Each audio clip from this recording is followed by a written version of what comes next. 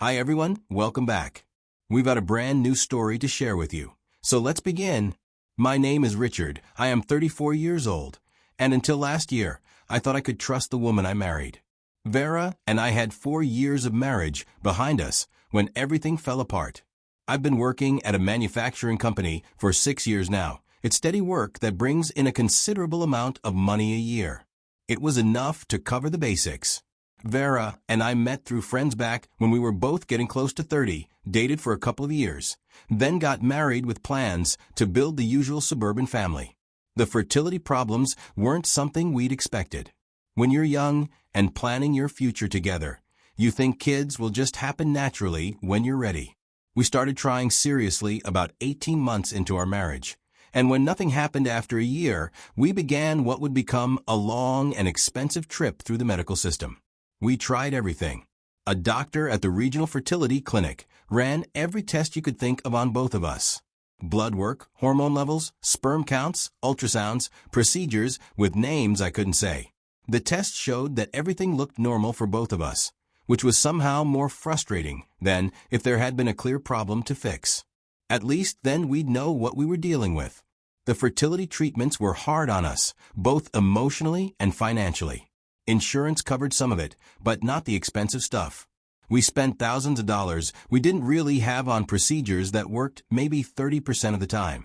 Vera would get her hopes up every month, take the pregnancy test, and we'd both act like it didn't crush us when it came back negative.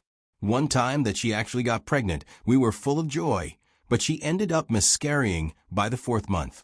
This happened again, and even up till now, I lack words to describe the pain we felt. After 3 years of this, we were both worn out. The constant cycle of hope and disappointment was wearing us down, and the financial stress was putting a strain on our marriage that we didn't discuss directly, but both of us felt all the time. We'd fight about whether to try one more round of treatments or take a break. We'd fight about whose fault it might be, even though the doctors said it wasn't anyone's fault. We'd fight about whether we should look into adoption or just accept that we might not have kids. Every talk about our future felt loaded with disappointment and blame nobody wanted to say out loud. That's when, some months after our 3rd anniversary, my wife, Vera, talked to me about a wellness retreat. Her best friend Rachel had been talking about it for weeks. Rachel and her husband David had found this place in Colorado that did holistic fertility treatments, alternative medicine, meditation, diet changes, stress reduction techniques. All the stuff that regular doctors dismiss, but desperate couples are willing to try when nothing else has worked. Rachel was convinced this retreat was going to be the answer to her own fertility problems. She and David had been trying to have kids for almost as long as Vera and I had, and they were just as frustrated with the regular medical approach. The retreat was supposed to last 2 weeks, with couples taking part in various workshops, treatments, and lifestyle changes designed to help natural fertility. Vera was excited about the idea in a way I hadn't seen from her in months. She'd been so disturbed by our recent failed attempts that she'd started talking about giving up entirely.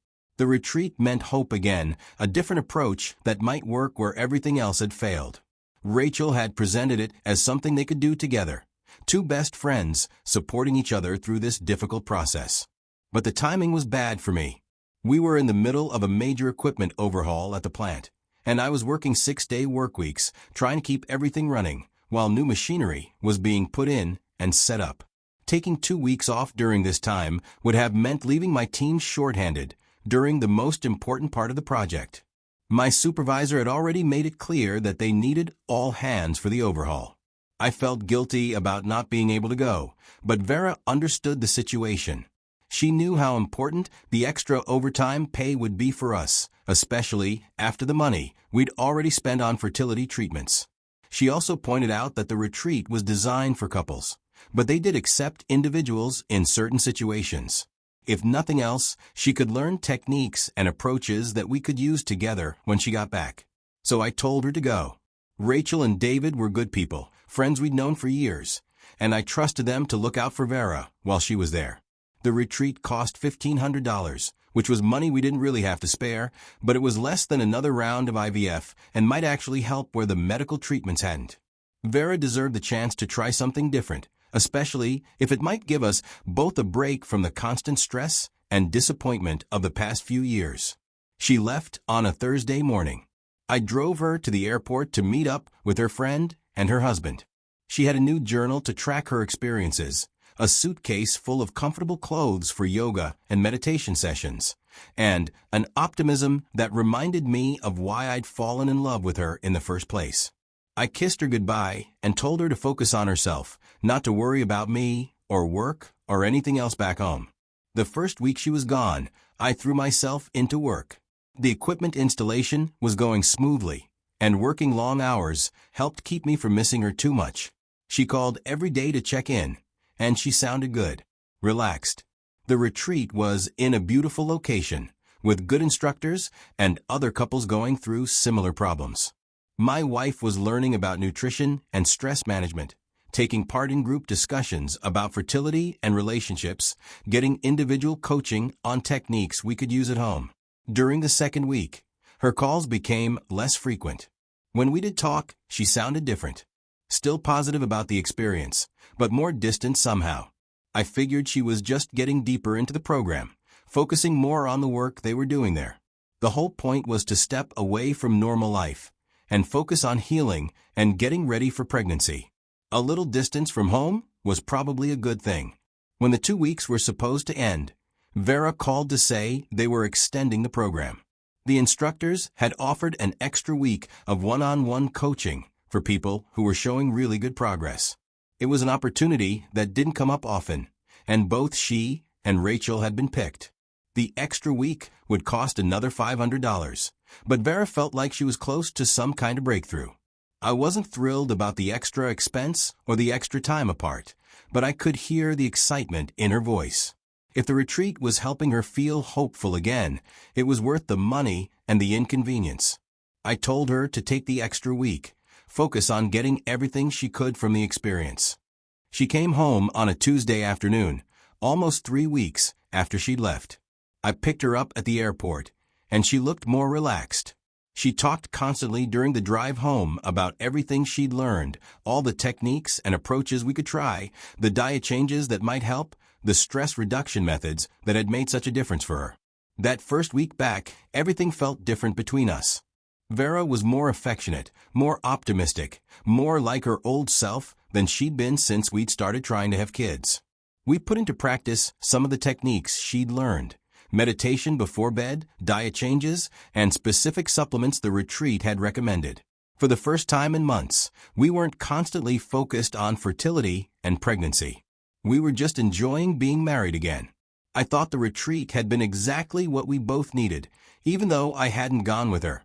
6 weeks after she returned, Vera came home from work with a pregnancy test in her hand. She was crying, but they were happy tears. After 4 years of trying, after all the medical procedures and disappointments and stress, she was finally pregnant. We held each other in our kitchen and cried together, just full of joy and gratitude. I called in sick to work the next day so we could go to a hospital together to confirm the pregnancy. The blood test results were clear. Vera was about 5 weeks pregnant, which meant she'd gotten pregnant right around the time she returned from a retreat. It felt like a miracle, like all the alternative treatments and stress reduction had finally allowed her body to do what it was supposed to do naturally. The first few months of the pregnancy went smoothly. Vera had minimal morning sickness, her energy levels were good, and every appointment showed that the baby was developing normally. We started making plans. After years of disappointment, we were finally going to be parents. I was working extra shifts whenever possible to save money for the baby. I was regularly working 50 to 60 hours a week, banking the extra pay for all the expenses that would come with having a child. When Vera was about 4 months pregnant, she started having problems with her phone. The screen would freeze up randomly, apps would crash, and text messages wouldn't come through consistently. It was an older model that had been giving us minor problems for months, but now it was becoming unusable. She asked me to take a look at it on a Saturday morning when I wasn't working. I've always been good with electronics and computers, and I've fixed similar problems with phones before. Usually, it's just a matter of clearing the cache, updating the software, or doing a factory reset if necessary. I was going through the settings menu trying to figure out what might be causing the problems when a text message notification popped up. We'd never had any privacy issues in our marriage. I tapped on the message notification to clear it from the screen so I could continue working on the settings. The message was from a contact labeled simply D, with a phone number I didn't recognize. The preview showed just the beginning of the text. "Please don't do this to me." I stared at the screen for a minute, trying to process what I was seeing. The message didn't make sense in any context I could think of related to Vera's work or family, or any situation she might be involved in. I opened the message thread to see what the conversation was about. What I found made my stomach drop. Months of text messages between Vera and this person, with the most recent ones being the most disturbing. The person, clearly a man based on the conversation, was begging Vera not to tell his wife that she was pregnant with his child. He was offering her money, increasing amounts over time, to keep quiet about their affair and the pregnancy. Vera's responses were cold and calculating. She wasn't asking for specific amounts, but she was making it clear that her silence had a price. She'd mentioned things like needing money for baby clothes, or how expensive it would be to raise a child as a single mother if her marriage didn't work out. The man kept sending larger and larger payments, and Vera kept the demands persistent. I scrolled through older messages, trying to understand when this had started and how long it had been going on. The conversation went back to right after Vera had returned from a retreat. The early messages were more romantic, talking about how much they'd enjoyed their time together, how difficult it was to be apart, and how they wished they could be open about their relationship. As the messages got more recent, the tone changed completely. When Vera found out she was pregnant, the man was initially excited, then panicked when he realized what it meant. Vera had apparently told him that she was going to pass the baby off as mine, but that she expected money support from him throughout the pregnancy and beyond. The man's contact information was just a phone number, but something about the area code seemed familiar. I did a reverse lookup online and found that it was registered to Rachel's husband, Vera's best friend's husband, the man who had gone with them to the wellness retreat. What hit me most was realizing this while I sat there reading months of messages that showed an affair, a pregnancy, and ongoing blackmail. For years of trying to have kids with someone who would get pregnant by another man and try to pass that child off as mine. The pregnancy we'd celebrated and the future I'd been planning weren't real. When Vera came to the living room that afternoon, I was still sitting on the couch with her phone in my hands. She knew immediately that something was wrong. She asked what had happened, whether I'd been able to fix the phone problem, and her voice had a nervous edge that I'd never heard before. I held up the phone and asked her who David was. The color drained from her face, but she tried to keep her composure. She said David was Rachel's husband. Of course, I knew that, but why was I asking such a strange question? I told her I'd seen the text messages, all of them, and I knew what had really happened during the retreat. She tried to gaslight me. She claimed the messages were being taken out of context, that David was just a friend who was helping us financially during the pregnancy, and that there was nothing wrong about their relationship. When I read specific messages out loud, she said I was reading everything wrong. I asked her directly, "Is this baby mine?" She looked me straight in the eye and said, "Yes, of course it was mine. How could I even question that after everything we'd been through trying to have kids?" She accused me of being paranoid and suspicious, of looking for reasons to destroy our marriage just when things were finally going well. I asked her if she'd slept with David during the retreat. She didn't answer directly, just kept insisting that the baby was mine and that I was crazy to think otherwise. When I pressed her for a straight answer about the affair, she walked out of the room. That night, she slept in the guest bedroom. The next morning, she tried to act like nothing had happened, making breakfast and talking about a doctor's appointment later that week. When I brought up the fight again, she said we needed to move past this misunderstanding and focus on preparing for our baby. I told her I wanted a paternity test. She refused, saying it would be harmful to the baby and completely unnecessary since there was no question about who the father was. She accused me of being influenced, suggesting that I was having some kind of breakdown brought on by years of fertility problems and money pressure. When I told her I was thinking about ending the marriage, her entire attitude changed. The confident denials turned to desperate begging. She grabbed my arm and begged me not to leave her, especially now that she was pregnant. She promised to cut off all contact with David, to change her phone number, to do whatever I needed to rebuild trust between us. But when I asked her again whether she'd had an affair, she still wouldn't give me a straight answer. She'd admit that maybe she'd gotten too close to David during the retreat, that maybe some of their conversations had been wrong, but she insisted that nothing physical had happened and that the baby was definitely mine. I couldn't live with the uncertainty and the lies. 2 weeks later, I filed for divorce. I found a lawyer who handled family law and explained the situation. He said paternity fraud cases were more common than people realized, and that I had strong grounds for divorce based on adultery if I could prove the affair. When Vera was served with the divorce papers, she hired her own lawyer and completely changed her strategy. In her response to my filing, she claimed that I was abandoning her and our unborn child, that I was using false claims about infidelity to avoid my responsibilities as a father and husband.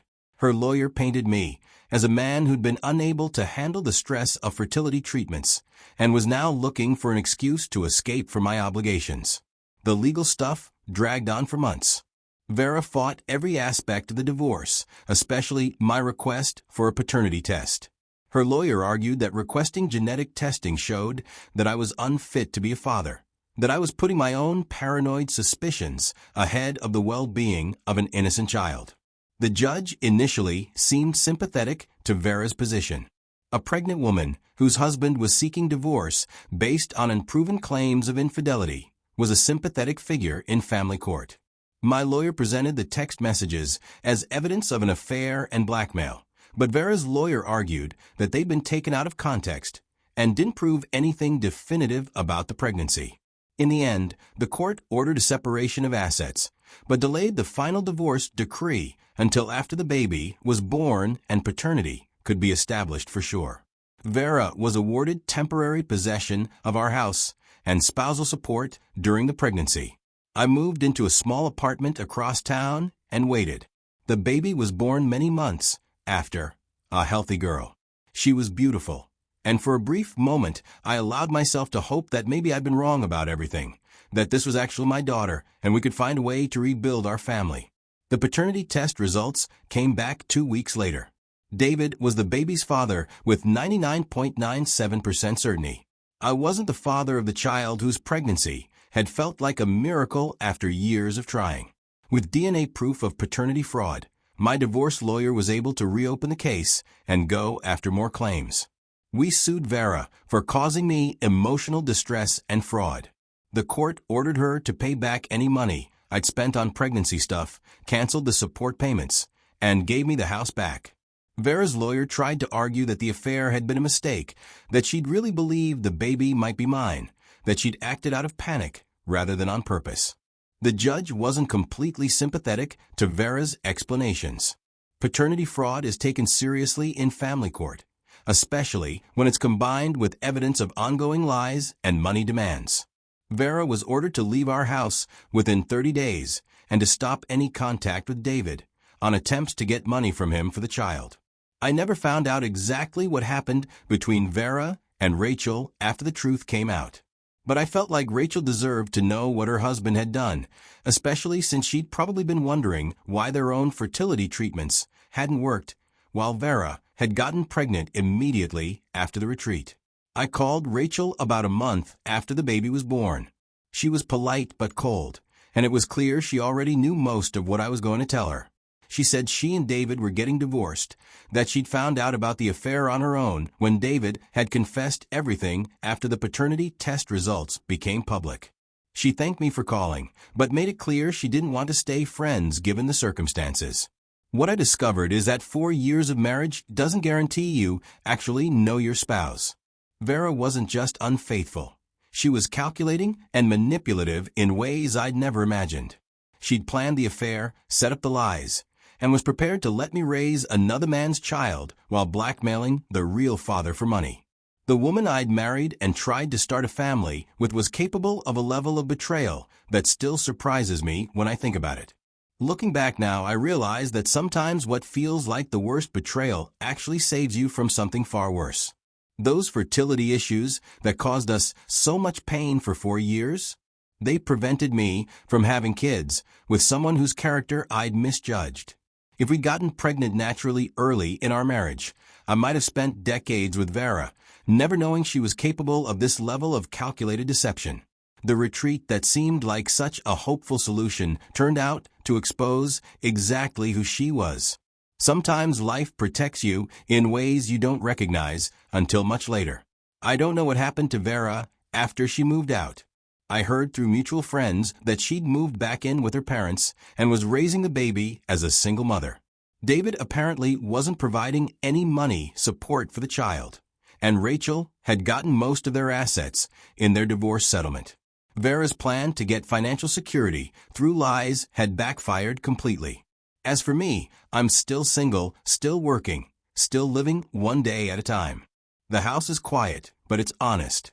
I don't have to wonder what secrets are hidden in text messages or worry about whether the person sleeping next to me is the person I think they are. Loneliness is difficult, but it's better than living with someone you can't trust. Sometimes the truth costs everything you thought you wanted, but it's still worth more than a life built on lies. Thanks for watching.